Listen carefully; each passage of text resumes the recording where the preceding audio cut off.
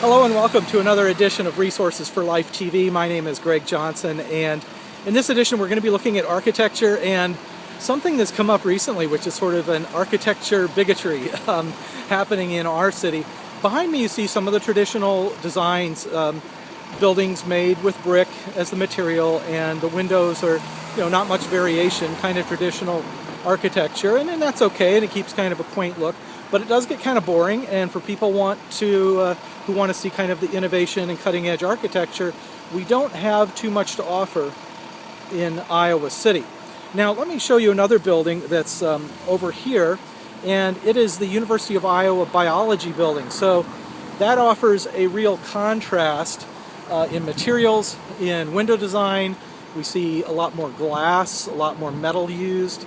And then this interesting colorful bridge that's a walkway between Biology East and West. So there are a lot of folks who really like this new architecture, and most of us learn to just get along and appreciate the diversity of architecture that we have in Iowa City. However, as some of the newer projects, developments are coming along, there are groups trying to protest. And this is not product placement. I don't endorse Bud Light, but I'm just walking past the truck. Anyway, there are people protesting architecture that doesn't fit into their mold of what architecture should look like. So, those folks want two-story, brick buildings, the same design that's been around since like the 1800s. And they seem to be intolerant of anything else that doesn't fit into that mold. So as we have some really innovative and creative developers wanting to do projects in Iowa City, they are being met with resistance from these kind of anti-innovation people. And I certainly understand the appeal of having kind of a quaint, as you see, downtown area with two-story brick buildings. It creates sort of a nice almost like Disneyland effect, But there also, I think, really does need to be room for innovation. And as I gave as an example, the University of Iowa's biology building there. Here's another building. I'm at the corner of Lynn Street and Iowa Avenue. And here I'll just kind of swivel the camera and you can see. So here's another really interesting building that fits into that kind of more modern theme, showing a little more glass, a little more metal in the materials used. And so, we can't keep living with the same architectural design and materials that we've been using for the past 100 or 200 years. Obviously, there have been innovations in automobiles, there have been innovations in, other areas of life and society. And so I think there needs to be an acceptance that we need to live together. We need to accept the diversity of architecture. So I just want to raise awareness about this small but kind of growing movement, almost like the village mob that's out to just kind of stomp any initiative or effort to bring newer architecture designs in Iowa City. And we've had some very nice ones.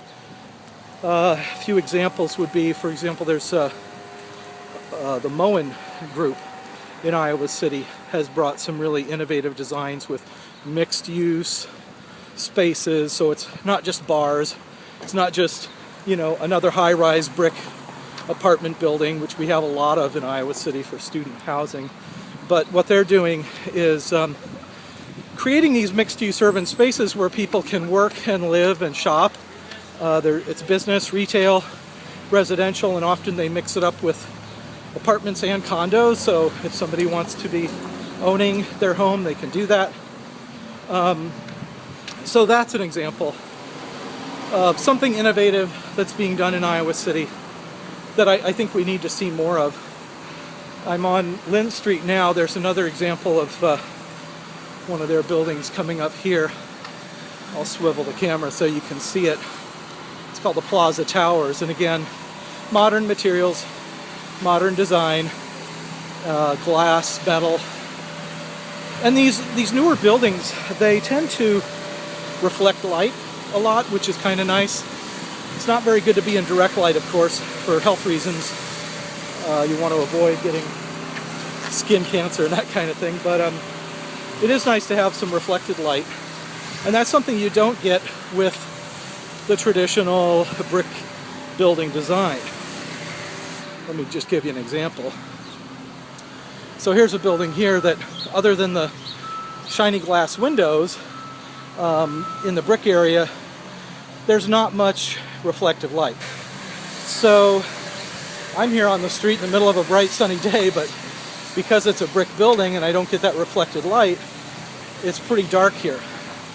And by contrast, if you use reflective metals, glass, lighter colored materials, they tend to create sort of the ideal situation, because you have reflected lighting, but you can avoid having direct lighting. If the building's tall enough, you'll be sort of in somewhere in between shade and light. It's kind of a neat effect. I'll show you here, for example, with Plaza Towers behind me.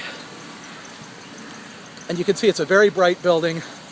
The glass surfaces are very reflective.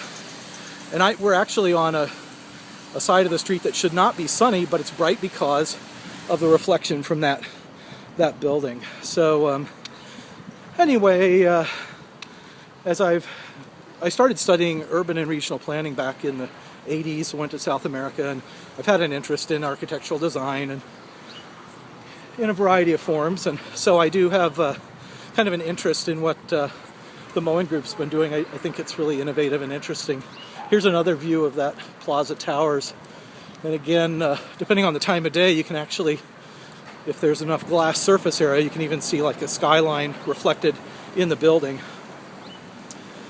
But there it is. And you know, if that was just created as an abstract painting, you'd call it art, you know. And a lot of what they're doing, I refer to as, rather than architecture, as art-catecture. It's art that is habitable.